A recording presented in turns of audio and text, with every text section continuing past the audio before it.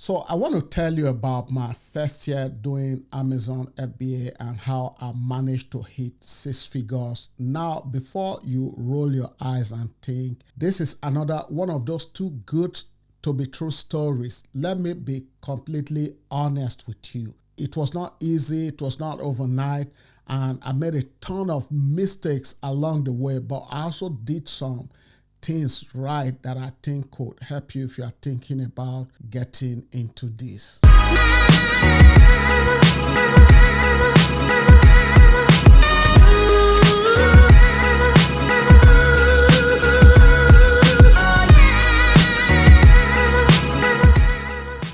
The whole thing started because I was working in a job that I absolutely hated. You know that feeling when you wake up on Monday morning and your stomach just drops? That was me every single week. I had been looking for a way out for months, maybe even years, and I kept learning about people making money selling stuff on Amazon. Most of the stories sounded like complete nonsense to me. People claiming they were making thousands of dollars a month without doing any work. But then I started digging deeper and found some sellers who were being more realistic about what it actually takes. That's when I decided to give it a serious shot. I also invested in a course initially. Honestly, that was the right move because with any type of business, you need to learn from people who have already done it. That gave me a solid foundation and saved me from making a lot of rookie mistakes. My very first step was setting aside some starting capital for the business. I had about $8,000 saved up. I knew that the money would go towards inventory, product photos, advertising, and a little buffer for unexpected costs. I treated it as a business investment capital, not gambling money, but the fuel needed to build something real. The product research phase took me almost 2 months, 2 full months of just researching and analyzing products before I bought anything. Most people want to skip this part because it's boring, it's not sexy, but this is where everything gets decided. You can have the best marketing in the world, but if you pick the wrong product, you are dead in the water. Here's exactly what I did and how I did my research. I started with Jungle Scout. I can't remember the cost right now, but it was worth every penny. I was looking for products in the $15, $20 to $40 price range because that felt like a sweet spot where people would buy without thinking too hard, but the margins were still decent. My criteria was pretty specific. I wanted products with at least 2,000 searches per month, but less than 500 reviews on the top listings. And I also wanted something I could improve in some obvious ways. The magic was not finding a brand new category or product. The magic was finding an existing product that was doing well but had room for improvement. I probably analyzed over 300 different products before I found one first winner. I won't share the exact item because I've seen sold that brand, but what mattered was not the product itself, it was the process I used to identify it. So I started reaching out to suppliers on Alibaba. This was honestly pretty scary. At first, I was messaging factories overseas, negotiating prices, and trying to figure out how to get samples shipped to me. I probably messaged about 20 different suppliers before I found 3 that seems reliable and responsive. The key thing I learned about working with suppliers is that you have to be super specific about what you want. I created a detailed specification document with measurements, materials, color, packaging, requirements, everything. The more detailed you are upfront, the fewer surprises you will have later. I ended up ordering samples from all 3 suppliers, and it took about 3 weeks for them to arrive. Two of the samples were pretty much what I expected, but one supplier had clearly not read my specification carefully. That taught me to always test multiple suppliers, even if it cost more upfront. The best sample came from a factory that was about 15% more expensive than the cheapest option, but the quality was noticeably better. Sometimes paying a little more saves you a lot of headache later down the road. For my first order, I decided to go with 500 units. The total cost was about $3,000, including shipping, custom fees. That left me with $5,000 for everything else, photos, advertising, and having some cushion for unexpected expenses. While I was waiting for my inventory to arrive, I spent time creating my Amazon listing. This is another area where most people cut corners, and it's absolutely crucial.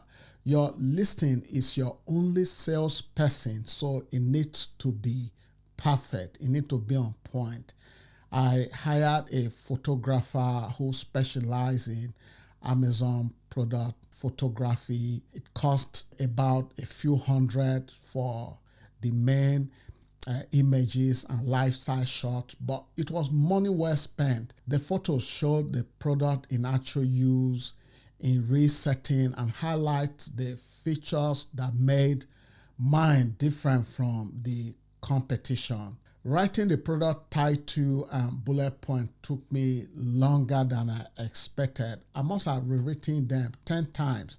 The trick is balancing keywords that people are searching for with copy that actually sound natural and convincing. You are writing for both Amazon algorithm and real human beings. When my inventory finally arrived at Amazon warehouse, I was nervous and excited at the same time. This was it. Time to see if all the research and preparation would pay off. I launched with Amazon PPC ad right away. My daily budget was $30, which felt like a lot at the time, but I knew I needed visibility to get the first initial sales. The first week was brutal. I was spending $25 to $30 a day on ads and maybe getting one or two sales. I was losing money on every sale, but I knew this was normal for a new product. The breakthrough came in week 3. I've been tracking which keywords were actually converting and which ones were burning cash. I paused all the keywords that were not working and increased bid on the ones that were bringing in sales. Suddenly, my cost per click went down and my conversion rate went up. By the end of my first month, I was selling about 500 units a day and actually making a small profit after advertising costs. Not life-changing money, but proof that the concept was working. More importantly, I was starting to get reviews and they were mostly positive. The reviews were mentioning exactly what I've hoped for. People love the improvements I've made, and several mentioned that mine were better than more expensive options they have tried before. Those early reviews became the foundation for everything that came next. Hey, real quick, if you are getting value from this content, do me a huge favor and hit that subscribe button. It literally takes 2 seconds and it helps more people discover this video, and I really appreciate it. Now I know a lot of you are trying to figure out what product to sell online, and honestly, that's the make or break decision of any e-commerce business. After 15 plus years in this game, I have cracked the code on which product category consistently perform. So I created a free resource called 50 Daily Sales. It's a cheat sheet that reveals 10 product categories that are selling 50 plus units every single day. These are not random products I picked. These are proven categories I've personally seen generate serious revenue. Look, you can spend months guessing and testing, or you can shortcut the process with what is already working. Just click on the link in the description or in the comments below and enter your name and email, and you'll get the cheat sheet immediately. It's completely free and it could literally change your business. Grab that now and let's get back to the content.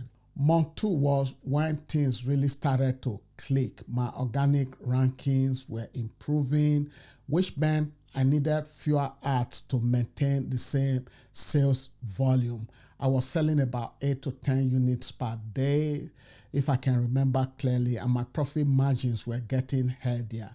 I reinvested most of the profit back into inventory and advertising. But here's the thing that really accelerated my growth. I started paying attention to what customers were asking for in the question sections and in reviews. Some asked about additional color options, and a few wanted smaller sizes for compact spaces. So I went back to my supplier and ordered a second variation. This was not a huge investment because I was using the same suppliers and similar designs, but it doubled my presence in search results. Having multiple variations of the same core product was like having multiple lottery tickets in the same drawing. Some variations sold better than others, but together they dominated more keyword combinations and gave customers more options to choose from. By month 4, I was moving about 25 to 30 units per day across all my variations. The profit per unit was around $12 after all costs, including Amazon fees and product costs. So I was making about $300 to $360 per day in profit. The beautiful thing about Amazon is that once you get momentum, it starts to compound. Better reviews leads to higher rankings. Higher rankings lead to more organic traffic. More organic traffic means you can spend less on advertising while maintaining the same sales volume. But I did not just sit back and watch the money rolling. I kept optimizing everything. I split tested different main images to see which one converted better. I updated my product descriptions based on customer feedback, adjusted my advertising campaign every week to improve efficiency. I also started thinking about expansion, not just one product, but building an actual brand. Registered a trademark for my brand name, created simple packaging insert with logo, and even set up a basic website. Nothing fancy, but it made my product feel more legitimate and professional. The biggest lesson I learned is that success on Amazon is not about finding one magic product. It's about finding a product category you can dominate and then systematically expanding within that category.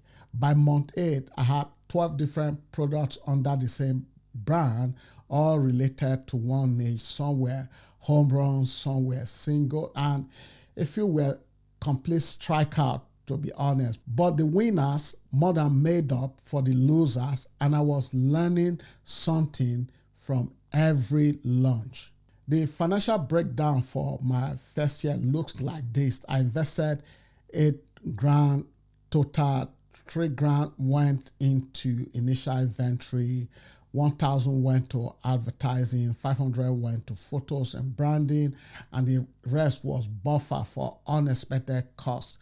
My total revenue was about $170,000, and after all expenses, including Amazon fee, advertising, product costs, and taxes, my net profit was just over $120,000. Now, I want to be clear about something. That $100,000 was not money I could just spend on whatever I wanted. a huge chunk of it went right back into buying more inventory.